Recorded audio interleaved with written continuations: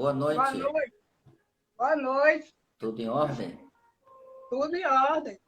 Só Que estava bom. aguardando ser solicitada. Estava postos aqui, aguardando o convite para me apresentar. Tá certo. Então vamos lá. Hoje Raimunda vai conversar conosco sobre aprendendo com humildade, não é isso? Então a palavra é Exatamente. sua, Raimunda. Fique à vontade. Seja Muito bem-vinda. obrigada. Para mim é sempre um prazer Tá estar de baixo aqui para retorno. mim, viu? Muito baixo. Para mim é sempre um prazer estar de retorno a essa casa querida. Quero cumprimentar aos companheiros que coordenam os trabalhos da casa, aos amigos que acompanham pela internet e dizer que é gratificante todas as vezes em que eu posso estar com vocês, porque eu aprendo muito cada vez que sou Nós também. solicitada, cada vez que sou solicitada para uma tarefa, é a oportunidade de estudar e de me Muito renovar baixo para mim. e de poder aprender. Deixa. E vocês gostam de me colocar em situação difícil, porque falar de humildade é muito difícil, né? Não é nada fácil falar de humildade, não. Humildade, ao contrário do que parece, é um tema extremamente desafiador. Eu fiz uma enquete com alguns aqui em casa sobre o que era humildade e muita gente teve dificuldade de me responder, viu? Ficaram Acredito. assim, para vocês o que é humildade? Aí um olhava para um, outro olhava para o outro. Eu sei o que é, mas não sei explicar. Eu digo, oh, o que é humildade? Entende? Então, assim, para a gente ter uma dimensão de que não é nada simples. O que parece ser simples é muito difícil. No capítulo 7 do Evangelho segundo o Espiritismo, nós temos lá: bem-aventurados os pobres de espírito. Em algumas traduções, os pobres em espírito. E o que seria ser pobre de espírito? Que, contrariando o que nós muitas vezes interpretamos de maneira equivocada, durante muito tempo, quando eu ainda não estava debruçada para estudar o Evangelho, porque a gente pode ler. Ler é uma coisa, estudar é outra. Então, existia uma ideia equivocada, né? E nós usamos muito num senso comum. Você é pobre de espírito, como se estivesse ofendendo o outro. E hoje eu quero muito que me digam que eu sou pobre de espírito, porque pobre de espírito é ser humilde. E a Claro. gente desconhece, né? Muito isso. E no Evangelho, no capítulo 7, o chamado de Jesus no Sermão do Monte é: bem-aventurados os pobres de espírito, porque deles é o reino dos céus. Jesus não disse deles será o reino dos céus. Ele disse deles é, porque ele quer nos dizer o quê? Ele quer nos chamar o quê? A entender que é necessário que nós sejamos pobres de espírito aqui e agora, que nós comecemos a fazer este movimento. E como é difícil fazer esse movimento? Porque o contrário da humildade é o orgulho. E aí, esse é um sentimento corrosivo que nos destrói, que nos paralisa, que nos deixa pensar que somos melhores do que outros. Então, para entender o princípio da humildade, eu preciso trabalhar essa chaga da humanidade que todos nós temos e que faz parte de um contexto que é diário, ininterrupto, um trabalho conosco mesmo, que é trabalhar o quê? O orgulho. O orgulho que destrói famílias, o orgulho que destrói as relações de trabalho, o orgulho que destrói trabalhos na casa espírita, porque muitas vezes imbuídos desse sentimento, nós ficamos cegos, porque o orgulho cega, e nós achamos que somos melhores do que o outro, que sabemos mais do que o outro, e somos eternos aprendizes. Quando nós tomamos consciência dessa situação, nós já começamos a quebrar esse estigma que o orgulho nos controla. Porque quando eu entendo que eu sou aprendiz, eu entendo que eu preciso do outro também. E ao precisar do outro, eu compreendo que eu não sou melhor nem pior. Eu somo. Então, não é fácil falar de orgulho. Joana de Ângeles tem um texto que fala sobre viver com simplicidade, onde ela fala do orgulho, que é um elemento que nos impede de viver com simplicidade.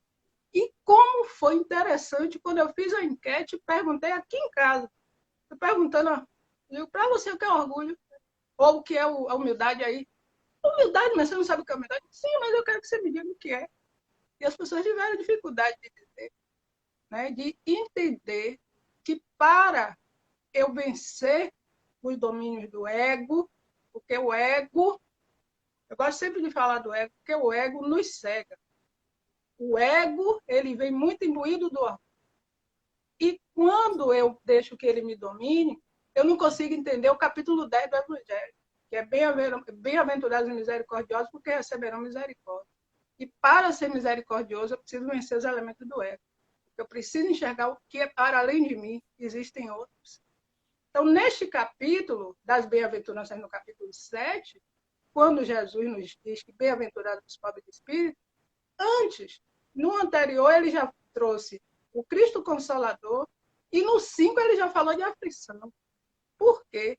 Porque ele vai numa sequência lógica para nos dizer que para entender as aflições, eu preciso também vencer os elementos do orgulho. Para compreender a proposta do Cristo Consolador, eu preciso vencer os elementos do orgulho. Então, quando no Evangelho nós temos lá que as duas grandes chagas da humanidade, orgulho e egoísmo, muitas vezes a gente não para pensar o que esses dois sentimentos podem fazer conosco. Aonde eles podem nos levar? Que adoecimento eles podem nos trazer? Orgulho que fez Pilatos ter uma atitude covarde em relação a Jesus, naquela célebre passagem onde ele lava as mãos e olha para Jesus e pergunta: és o rei dos judeus? Jesus, calado, olha para ele e nada responde. Ele insiste: és o rei dos judeus? E Jesus diz: meu reino não é desse mundo. Porque o mundo ao qual ele pertence é o mundo onde as bem-aventuranças, onde esse capítulo 7 permanece, e Pilatos lava as mãos e suja a consciência para toda uma eternidade. Por quê? Porque um dos movimentos que o move para ter aquela atitude com Jesus é o orgulho de não querer reconhecer que diante dele existia alguém que não fez nada, que não tinha cometido nenhum crime. Mas ali ele iria perder o quê? A situação de poder, a situação de status. E o que é que acontece com Pilatos? Passa todas as vezes que ia lavar as mãos a ver sangue. Uma visão psíquica que se instala no seu subconsciente. E todas as vezes que ele lavava a mão, não tinha nada. Mas ele via sangue. E gerou o quê? Uma culpa. E durante muitos anos, na literatura da psicologia, das doenças dos transtornos, era conhecido como síndrome de Pilatos, o que hoje nós conhecemos como transtorno obsessivo compulsivo, que é aquele transtorno que a pessoa tem aquele movimento repetitivo, lava as mãos, acha que continua suja, passa a mão, lava uma roupa, acha que aquela coisa de ficar repetindo. Durante muitos anos na literatura ficou conhecido como síndrome de Pilatos, que hoje é um transtorno dos mais graves, transtorno obsessivo compulsivo, que é preciso medicamento, é preciso acompanhamento psicológico. Então, vejam, orgulho que fez com que os discípulos não entendessem quando Jesus disse a Zaqueu: eu vou à sua casa, porque achavam que Zaqueu era menor do ponto de vista por ser o quê? Um cobrador de impostos. E Jesus mostra que era preciso ter humildade e ir à casa de alguém que, à época, era considerado escória da sociedade. Por quê? Porque os cobradores de impostos não eram bem vistos. Então, Zaqueu demonstra a vontade de falar com Jesus. Zaqueu pequenininho, sobe naquela árvore, né, o sicômoro. Lá de cima, Jesus vai passando, acompanhado pela multidão que ele sempre levava. Ele, né, com aquele magnetismo, percebe, olha e diz assim: logo mais vou ter com você na sua casa.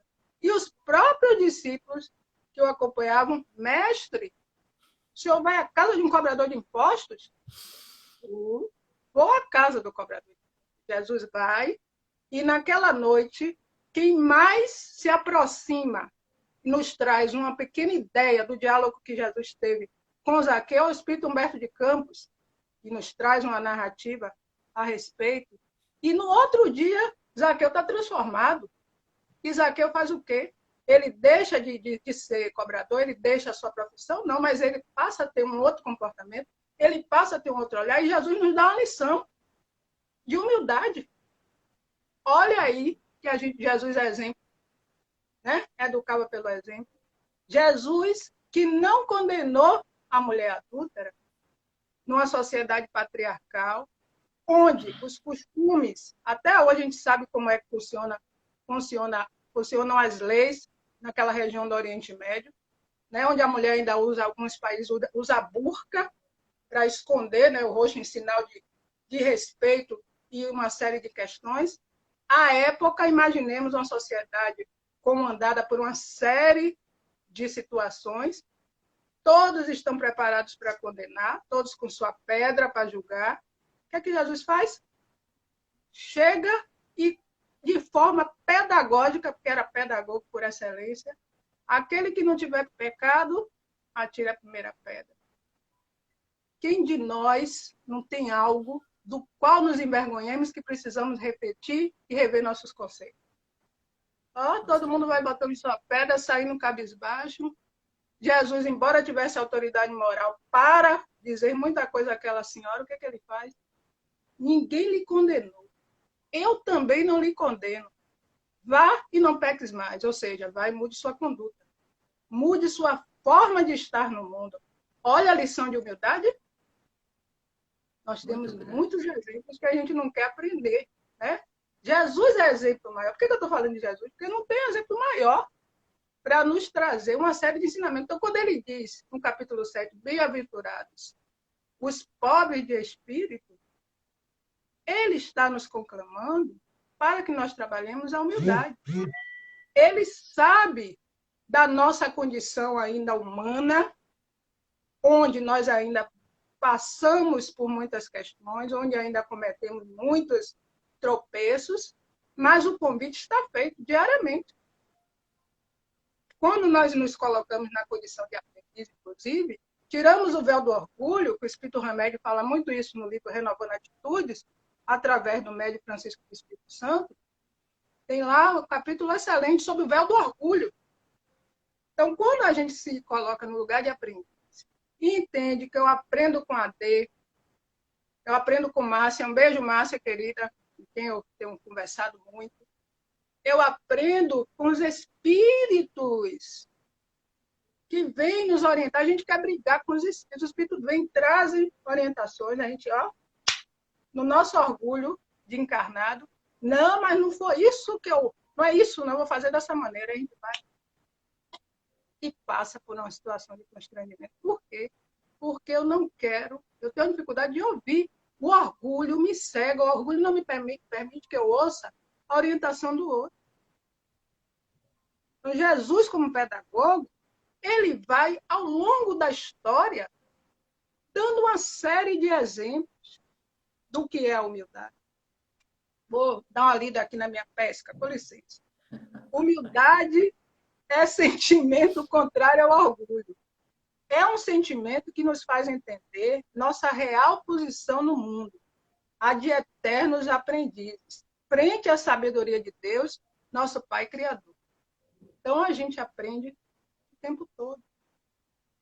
Quando eu não me permito abrir os ouvidos para ouvir a orientação do outro, aí eu já tenho um componente terrível de orgulho. O orgulho que faz a briga pelo poder, o orgulho que nos leva a situações de desconforto, porque nós não temos e não queremos ser contrariados. Ontem eu conversava com uma pessoa, liguei para saber de uma pessoa como é que essa pessoa ia, e a pessoa me disse assim,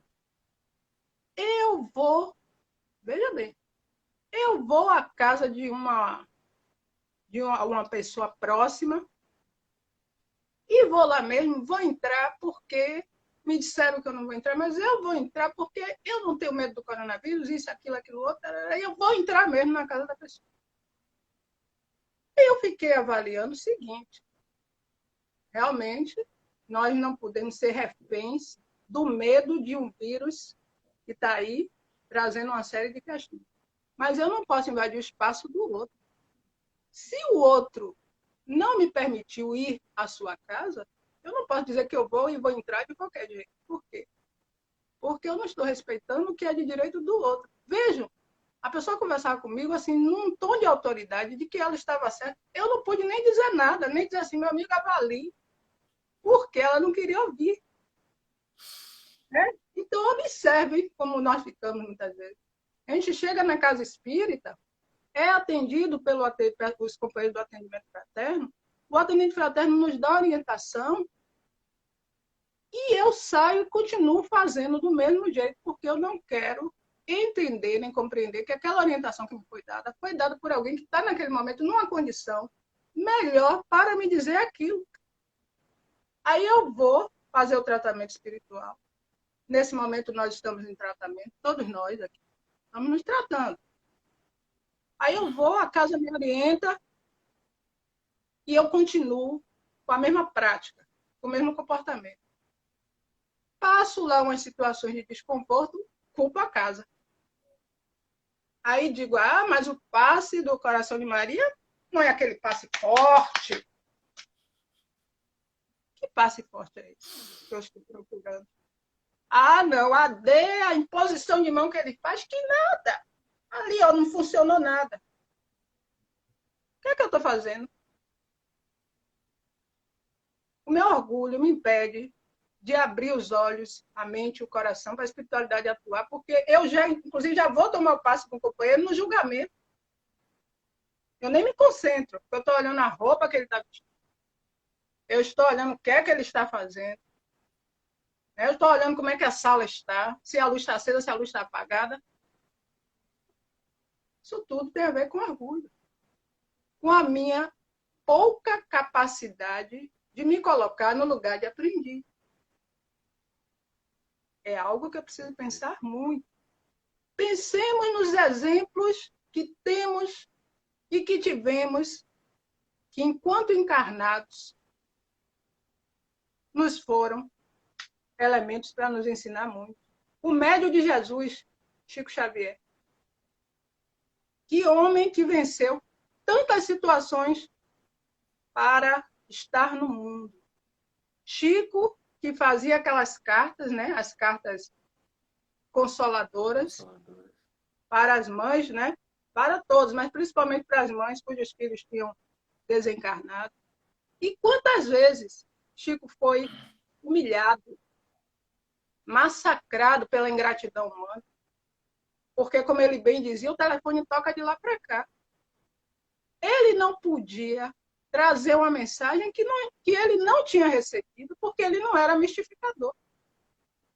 Ele respeitava o mundo espiritual e o momento em que ele era convocado. Quantas vezes Chico foi execrado por pessoas que queriam uma mensagem. Cusparada no rosto, Chico recebeu. E ele, com aquela sensibilidade, ele ficava ali, né? Que também Emmanuel não nem permitia que ele tivesse rotação. Chico, fica aí trabalhando. Quando ele se recolhia, Chico chorava. O humano que era, com a ingratidão humana que ele sentia. Mas continuava ali, ó, firme e forte, porque o seu condutor, o seu modelo e guia era Jesus. E ele sabia que aquele comportamento não era um comportamento de Cristo. Mas o que é que movia muita gente a fazer isso? O orgulho. E Chico brincava, às vezes, ele dizia que ele tinha um amigo que era tão humilde, que tinha orgulho de ser humilde.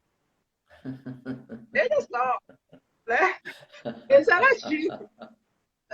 Legal. Então, uma vez ele estava lá na casa da prece, e aí chegou uma senhora, eu conto isso, inclusive, porque tenho uma oportunidade de estudar com um casal de companheiros que conviveram com o Chico. Eles estudaram e conviveram com ele lá. Estudavam embaixo do abacateiro. Então, todas as vezes que a gente conversa, eles trazem, eu gosto desses exemplos, eu vivendo de perto. Claro. E aí diz que uma vez uma pessoa foi até ele, uma senhora, né? E aí chegou e disse a Chico que ela que tinha que dar o passo em Chico, porque Chico estava muito perturbado. Chico com aquela visão psíquica, olhando para a criatura, vendo todos os companheiros espirituais que estavam em torno dela. E ela, você, Chico, eu vim aqui para lhe dar um passo. Chico, sim, minha irmã, pode dar, eu aceito. Pode dar seu passe. Enquanto ela pensou que estava dando passe, Chico, era ele que estava trabalhando com os espíritos que estavam assediando para poder se afastar dela. Quando ela acabou, ela disse, viu? Viu como você ficou bem, Chico? Sim, minha irmã, fiquei bem, muito bem. Quer dizer, ele com aquela mediunidade, se não entendesse qual é o papel da mediunidade, que é tarefa, não é sinônimo nem instrumento de orgulho, de vaidade para nenhum de nós, ele podia dizer, quem é você para me dizer uma questão dessa? E ele viu que ela estava tão adoecida, tão fora do eixo, que ele fica. E disse, tudo bem, ela está achando que ela está. E, na verdade, ela estava sendo trabalhada. Né? Mas, assim, Certo. a gente pensar também sobre nós médios. Eu não tinha nem. Isso me veio aqui agora para falar. Cuidado, porque o orgulho nos cega muitas vezes. Sim. E nós queremos ser mais do que os nossos orientadores espirituais. Nós somos médios 24 horas por dia. E no livro Libertação, psicografado por Chico, no capítulo 16, tem lá uma passagem muito interessante sobre. Eu fiz uma palestra outro dia sobre esse capítulo, encantamento pernicioso, onde uma médium de muitas faculdades mediúnicas, ela entra numa zona tão de contato com, né, de um meio vibracional tão difícil, que ela passa a ser orientada por espíritos de uma pleiade muito difícil, que queria destruir o trabalho espiritual do qual ela fazia parte, onde seu marido era dirigente. Então, o orgulho e o véu da ilusão é tanto que ela não percebia quem a estava orientando. Ela achava que eram espíritos superiores, no sentido de ser orientadores espirituais, né? E, no entanto, eram obsessores dos mais vingativos, que chegavam no seu campo psíquico, orientava de uma maneira e ela achava que ela estava acima do bem e do mal. Olha o orgulho, que aí a gente precisa ficar atento, porque quando o dirigente do trabalho vê que nós, médios, estamos em determinados comportamentos, que nos chama e diz, fulano, vamos conversar aqui um pouquinho. Raimunda, vem cá para eu conversar com você. Se observe. Veja como é que você está nesse momento. Você não gostaria também de entrar no atendimento espiritual da própria casa? Não, eu! Atendimento é por quem está aí na fila do lado de fora. Eu não, eu sou o médico principal do trabalho. Aí vem o problema. Olha o orgulho. A gente pensar. Eu não coloquei isso, não estava aqui no script de Raimunda, não. Mas estava no dos espíritos. Para falar aqui agora. Temos exemplos de humildade, como irmã Dulce. Quantas decepções irmã Dulce passou? Quanta humilhação para conseguir a doação para os seus idosos, para os seus assistidos. Né? Eu tive a oportunidade, certa vez, de falar numa casa na Cidade Baixa, e aí eu falando sobre ela, veio assim uma orientação para falar sobre ela, e tinham pessoas lá que conviveram com ela, e que me disseram, a gente via de perto algumas situações que ela passava, mas ela não esmorecia. Ela levantava a cabeça e no outro dia estava lá, exemplo daquela situação célebre na feira de São Joaquim, Água de Meninos. Meu pai chamava Água de Meninos. Eu ia muito na feira de Água de Meninos com ele quando eu era criança, adolescente, eu gostava de ir, meu pai chamava Água de Meninos. E aí, irmã Dulce foi à feira, pediu uma doação para os seus assistidos, e ao chegar lá, quando ela estende a mão e pede, o vendedor cospe na mão de irmã Dulce. Nossa. A gente recebeu uma cusparada na mão. E ela, com a presença de espírito fantástica, olha a humildade também. Ela olha, diz assim, tudo bem, isso aqui foi por mim. Agora, cadê a doação dos meus necessitados? Estende a outra mão e desarma a pessoa. Com certeza. Porque aí, exemplo máximo assim, tudo bem, você tem isso aqui eu aceito, foi para mim, né? Agora aqui. Cadê seu papel de ajudar quem precisa, já que você tem um pouco mais? Maravilha. Irmã Dulce, lição de humildade. Madre Teresa de Calcutá, uma mulher de família tradicional, albanesa, professora de inglês, de família tradicionalíssima, que resolveu ser freira, contrariando os interesses, inclusive, da família, e que saiu dos muros dos conventos. Madre Teresa ia atender na rua, leprosos, tuberculosos, toda sorte de situações ela atendia, e certa vez um repórter lhe perguntou se ela não tinha medo de ser contaminada, de contrair uma doença daquela, já visto que ela, a exposição, e ela disse, não tenho, nunca fui, sabe por quê? Porque eu sou imunizada pelo amor que Jesus me preconiza. Certeza. Dando um exemplo para a gente de muita humildade e presença de espírito, e fé e confiança, porque ela disse que Jesus a imunizava, ou seja, seu campo, suas células, seu campo físico blindado contra doenças graves. Humildade.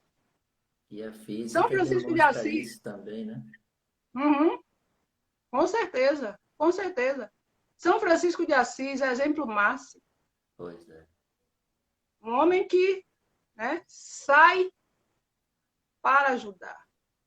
Um homem que teve a oportunidade de viver experiências duras, experiências muito difíceis, e que sempre esteve a serviço do quê? Do bem, da paz e da concórdia.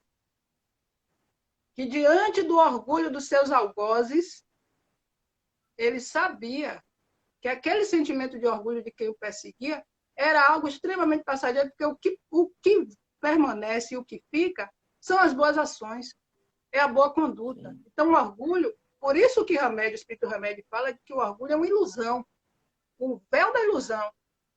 Porque quando ele dissipa, que a gente percebe algumas questões que a gente faz, se equivoca por causa dele, a gente vê quanto a gente perdeu de tempo e de oportunidade de estar em outra situação. Com certeza. Então, é aprendizado constante, que a gente não pode perder esse foco em nenhum momento, porque o maior governador do planeta, que é Jesus, sempre foi exemplo. Jesus, que depois que é crucificado, naquele terceiro dia, quando Madalena, Maria de Madalena, chega no Santo Sepulcro, ela vai passar, ele aparece para ela. Por que será? Ele poderia ter aparecido para os apóstolos, os outros. Ele poderia ter aparecido para sua mãe, Maria. Ele aparece para uma mulher que antes fora prostituta, que teve uma vida cheia de ilusões e que já o acompanhava depois, uma das primeiras mulheres a acompanhá-lo, a ser, tem até aquele livro As Mulheres do Evangelho. E aí, Maria de Madalena, ele aparece para ela, e quando ela volta para dizer lá para os apóstolos, Tomé, aí vem, vê para crer. Tomé pergunta lá, o mestre apareceu para você, assim, bem do tipo, mulher, aí já entra o preconceito. Ex-prostituta, por que ele iria aparecer para você? E ele aparece para nos dar o exemplo de quê?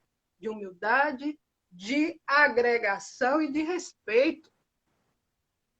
Jesus, ele poderia ter aparecido para Maria, sua mãe, para Pedro, seu fiel escudeiro. Poderia ter aparecido para João, seu apóstolo mais novo, a quem ele entregou sua mãe na cruz. Ele disse, eis aí, mulher, eis aí seu filho. filhas aí, sua mãe, ele poderia ter aparecido.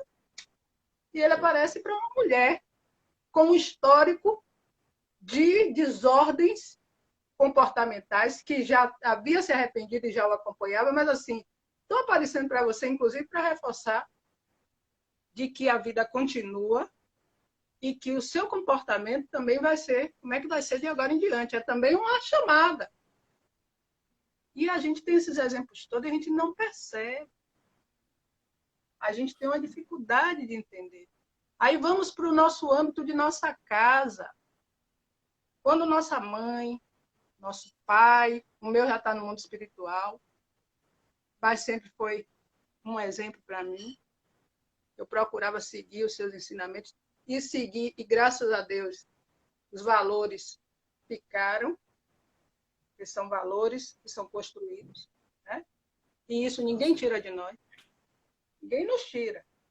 Então, quando nossa mãe, nosso pai, quem tem a oportunidade de estar com os seus no convívio ainda encarnado, nos diz algo, vamos ouvir.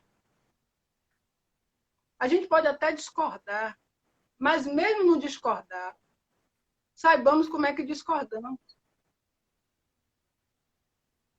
Porque são relações importantes. Nós não estamos na família que estamos por acaso. Aliás, não existe o acaso. A família é o nosso primeiro e grande laboratório. O véu do orgulho destrói famílias. Filhos que não falam com pais, pais que não falam com filhos. Situações de desconforto, criados para toda a eternidade.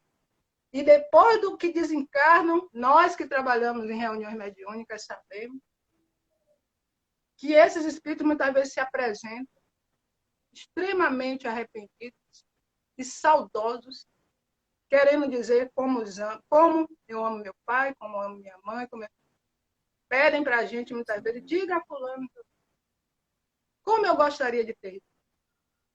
Vamos dizer agora. Vamos vencer o véu do orgulho e dizer agora como essas pessoas nos são caras, nos são importantes. Diga ao seu pai, à sua mãe, ao seu filho, que você os ama. Se existe hoje uma relação de desconforto causada por qualquer situação, lembre do capítulo 10.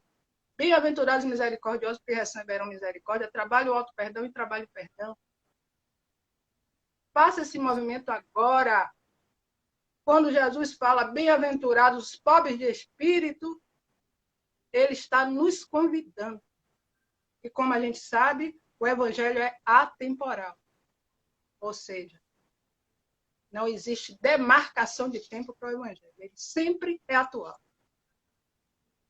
Diga aos seus que você os ama. Ah, mas eu estou distante por causa da pandemia. Esse recurso agora aqui a gente nunca viu como foi tão bom. Eu que tinha tanta resistência, eu era resistente, viu? Eu era. Foi providencial, né? Foi providencial, está nos dando a oportunidade aqui ó, de eu estar com esse amigo querido.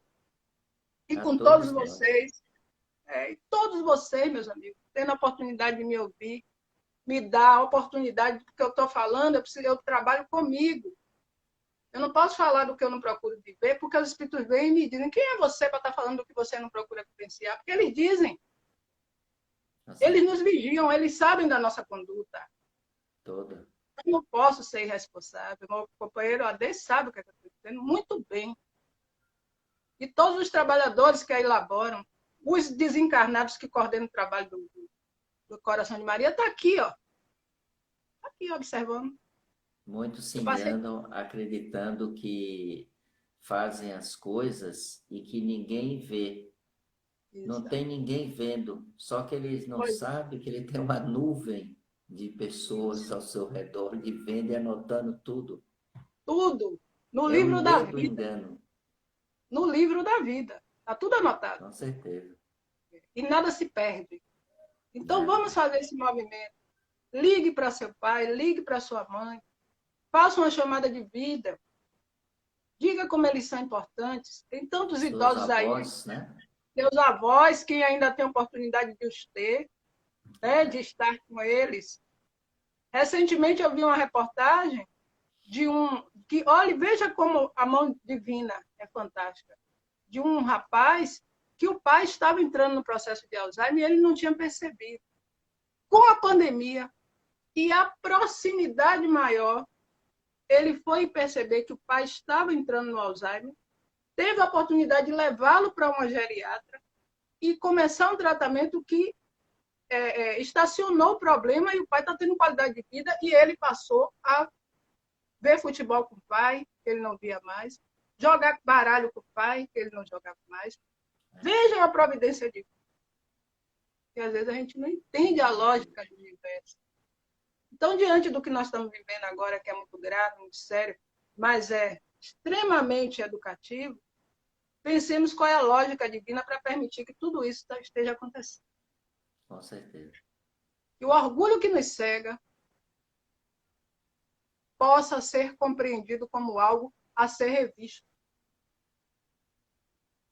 Façamos a nossa parte, tenhamos a condição de compreender que somos muito pequeninos, mas que Deus e Jesus não abandonam seu rebanho. O bom pastor, ele recolhe as ovelhas e diz assim, a oportunidade está aqui, venha. Agora ele não nos obriga a nada. Ele respeita o nosso livre-arbítrio. Assim como toda a espiritualidade respeita também. Agora nos convida, o convite está feito. Então eu sou muito grata a essa casa que me abraçou e me acolheu de uma maneira muito positiva e significativa, porque só tem me dado temas desafiadores, mas temas que eu estou tendo a oportunidade de me debruçar e rever conceitos. Porque quando nós falamos... Muito é dado, muito será cobrado. Com certeza, com certeza, com certeza. E eu estou tendo essa oportunidade, porque esse tema, olha, esse ano já foi honestidade no Evangelho. Mas que é algo mais profundo. Outro dia eu conversei com uma colega, ela disse, menina, eu gostei desse tema, vou pegar lá para casa que eu trabalho. Ela disse, agora o problema é como é que a gente... Eu digo, pois é, você conseguiu falar um pouco. Fui rever um bocado de coisa. Hoje, viver com humildade. Desafio. Desafio, mas que nos conclama a entender qual é o nosso papel no mundo. Quando pensarmos em abandonar as nossas convicções, porque nós somos o tempo todo assessorados pelo mundo invisível, amigos esclarecidos e menos esclarecidos. Cuidado com a sintonia. Sim. Aqueles orgulhosos que no mundo espiritual, porque desencarna e continua orgulhoso, se perceber que nós temos o orgulho como algo latente, é aí que ele vai encontrar campo fértil em nós. Com certeza. Então, vamos trabalhar a humildade. E ser humilde não é ser tapete, nem ser submisso, porque existe um não entendimento também. Uhum. Ser humilde é estar no mundo, é viver no mundo, mas compreender que para além de mim existem outros, compreender que eu preciso respeitar o que está posto, eu preciso enxergar o outro e não achar que tudo se encerra em mim. Que eu sou melhor do que quem quer que seja. Eu sou aprendiz. Eu agradeço, penhorada, ao convite dessa casa. Quero dizer da minha alegria todas as vezes em que posso estar com vocês. Hoje é o dia que eu faço o Evangelho no Lar. Então, terminando aqui, estarei fazendo, orando e pedindo para que essa casa continue viva, trabalhando e servindo, como é o seu lema. Faz muitas campanhas de arrecadação para aqueles que são assistidos aí. Então, vocês que estão nos ouvindo, companheiros, colaborem, porque as casas precisam e sobrevivem de doações. Aí, no coração de Maria, o amor impera. E onde o amor impera, aí está Jesus. Então, agradeço, quero desejar a todos bom ânimo, dizer que esse momento confuso e difícil é um desafio no nosso orgulho, na nossa vaidade, que vai passar. E aqueles que hoje ainda não disseram aos seus que os amam, faça isso. O momento é agora. Agradeço e desejo a todos muita paz. Obrigado por tão sábias palavras. Não é todo dia, como eu disse há pouco, que nós podemos ter coerência naquilo que nós acreditamos, porque temos que estar sempre prudentes, atentos às interferências que sempre vai haver quando a gente quer trilhar um caminho melhor.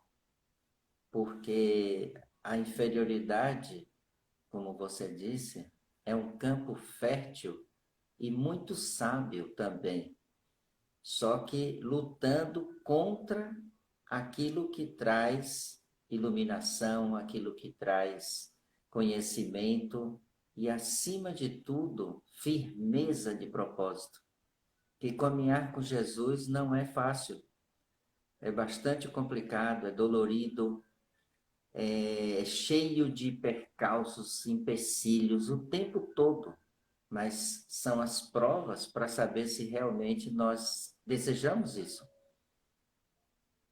E aquele que ainda não percebe, talvez creia que a sua dor, o seu sofrimento tem um limite, e este limite eu não passo. Mas se ele lembrasse de que com Jesus nós podemos tudo, com ele nós podemos ultrapassar qualquer barreira, nós não desistiríamos de nada e seguiríamos em paz o nosso caminho. Como você também disse, achei fantástico, tudo está aí. A decisão é nossa, o livre-arbítrio é nosso. Porém, o momento adequado para esta mudança, ele é hoje, é agora. Mas se eu não fizer, Jesus não vai dizer assim, irmão, vamos, siga. Ele vai ficar esperando a sua decisão. Esta tomada de atitude da espiritualidade vista por Jesus é de fundamental importância para nós também nos conhecermos e conhecermos o outro. Porque se eu não fizer o mesmo com o outro, como é que eu posso entender Jesus? Não é? Então é preciso que coloquemos em prática aquilo que nós estamos aprendendo dele. Essa é a parte que eu creio seja mais difícil. Compreender teoricamente até que não é tão difícil, porque eu tenho filosofia, eu vou estudar outras coisas, eu vou conhecer o fio condutor dessas suas palavras. Mas na hora que eu vou colocar isso em prática, que é a ação que ele nos pede, eu vou encontrar N dificuldades humanas para que eu não faça. E que não é só do homem encarnado, é também dos espíritos desencarnados que não querem que a luz se faça naquele ser. E esta, para mim, é a maior dificuldade que nós podemos encontrar e superar. E uma vez superado, fantástico. O que é que nós vamos encontrar? Uma estrada larga de amor, de paz, de luz, de beleza, de felicidade mesmo, eu diria. Mas nem todos ainda compreendem que para chegar neste ponto é preciso que eu carregue, como existem várias alegorias a respeito, a minha cruz e que ela seja leve no final, mas que no início talvez seja pesada, porque também os meus encargos são muitos e eu preciso me depurar. Para depurar é preciso passar por isso, não tem jeito. E ele deu o exemplo maior, sem ter nenhuma necessidade de fazer. fez para nos mostrar como era necessário. Mais humildade do que essa, mais simplicidade do que essa, impossível. É muito lindo. O Evangelho é algo espetacular.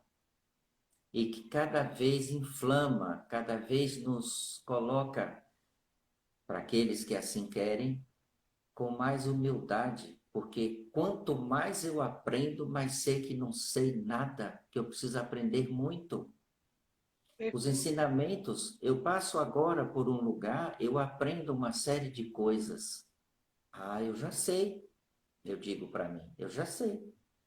Passa 2 meses, eu vou passar pelo mesmo roteiro, eu estou me referindo leitura.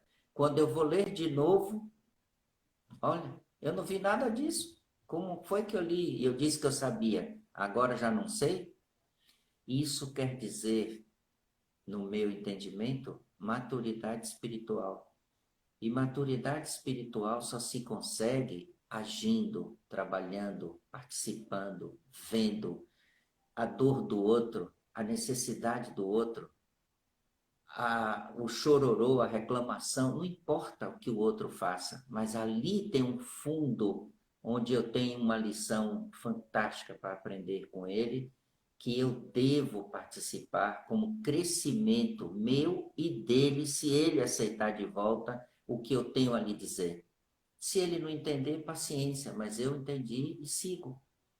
Então, por isso que Jesus diz que nós devíamos passar pelo mundo sem ser do mundo, né? Não ter apegos a pessoas, a nada. Amar. Amar não significa apegar.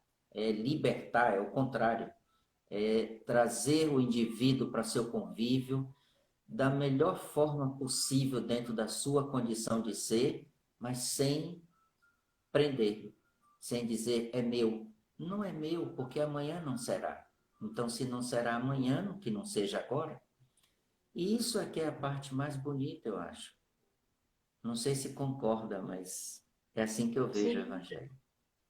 com certeza, com certeza. E o aprendizado que ele nos traz, ele respeita o nosso livre-arbítrio, ele está aí posto. Assim, eu estou sempre aqui. Vocês querem, é o seu momento, venha. Não sendo, ele respeita e quando a gente resolve seguir, ele acolhe. E quando você falou também sobre, muitas vezes nós conseguimos entender a proposta do ponto de vista filosófico, mas o grande desafio verdadeiramente é a prática. Colocar no nosso dia a dia. É fazer Com disso certeza. algo que seja natural na nossa vida. Mas ele entende também a nossa condição, o nosso tempo, e está sempre convidando. E eu acredito que Isso. chega o momento de cada um, com certeza. E quando você falou, a gente abre o Evangelho, muitas vezes o que foi visto na semana passada, essa semana a gente já vê com outros olhos, entende de uma outra maneira, porque também passa pelo nosso crescimento pessoal e moral. Talvez no chamado que teve na semana passada, eu ainda não estava com a sabedoria suficiente para entender o que era aquele chamado da semana passada. E hoje, Raimunda já é outra, no sentido que já teve, já avançou um pouquinho mais. Aí já compreendeu melhor o que foi dito Com certeza. outro dia. E graças a Deus que já entendemos isso, né? Uhum. Graças a Deus. Então, obrigado a Raimunda, essa querida irmã que eu tenho aqui no meu peito, com muito carinho. Aprendi a gostar de você, a lhe amar de verdade. A recíproca é verdadeira. Acredite nisso, é uma verdade. E espero que a gente tenha uma convivência ainda longa para trocarmos ideias e aprendermos cada vez mais. Agradecer a Jesus por essa oportunidade, ainda que parece distante, mas estamos muito próximos pela sintonia, que isso o Espírito é capaz de fazer sem nenhum problema. E que nós, hoje à noite, possamos refletir junto com todos os nossos irmãos que estão presentes nesta live, que eles possam também raciocinar sobre tudo isso e talvez trazer uma contribuição para sua família, para si próprio, para o seu filho, para alguém, um irmão, um vizinho, alguém, não importa quem. Mas cada gotinha de ensinamento que proporcionarmos a alguém, ainda que ele não entenda naquele momento, mas que fique a semente que um dia brotará. Se não for hoje, amanhã, será na próxima encarnação, não sei, mas ela brotará, está guardadinha lá. Que o bem sempre vencerá, de alguma forma. Que assim Muita seja. paz para todos. Obrigado, Gisteira. Você realmente foi fantástico hoje à noite. Muito obrigado. Meus irmãos, obrigado por tudo. Que Jesus abençoe a noite de vocês. E até quarta-feira. Quarta-feira estaremos juntos de novo. Muita paz. Assim seja.